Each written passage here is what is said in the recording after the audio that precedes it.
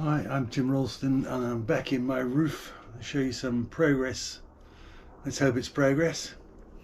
In the interim, we've added some additional beams here which are they're not structural, they're just there to support additional insulation underneath the roof, and then they can be studded with plasterboard afterwards.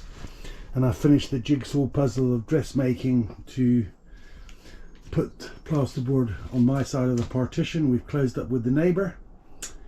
These are just dry fitted at the moment. They need to come out so that I can fit insulation and some wiring behind those.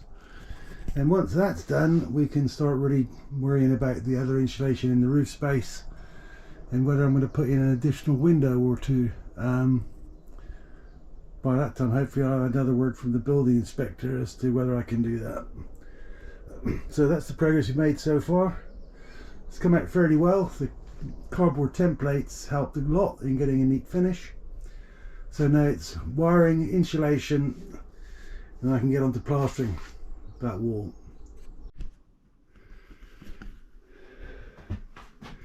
Hi, welcome back to my loft roof project. Quite a bit of progress has been made now. You'll be able to see that we've got some insulation in the roof. There's still another 2 layers to go on that. The stud wall, partition wall is finished and we're going to plaster that this morning. The electrics have been done. There's a 3-way switch, 2-way switch rather, for the light, which will ultimately probably be downlighters. This little box in front of you is going to be housing the electric plugs and the light switch, because I don't want them on that stone wall, and I'm trying to keep as much of that stone wall as possible. It's probably going to need repointing at some point, but that's for the future. So we have a nice new dance floor that's now been completed, and now it's time to get on with some plastering. It's going to be very awkward because I have to get right down in the corners.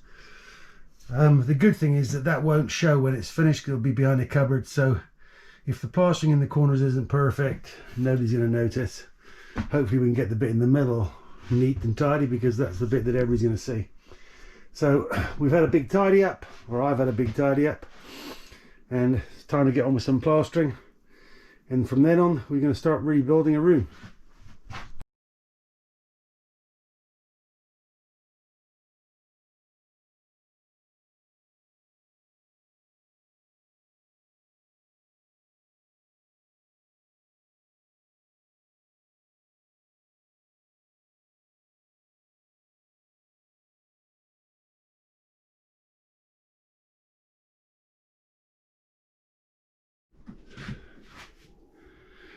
Well, welcome back into the roof space.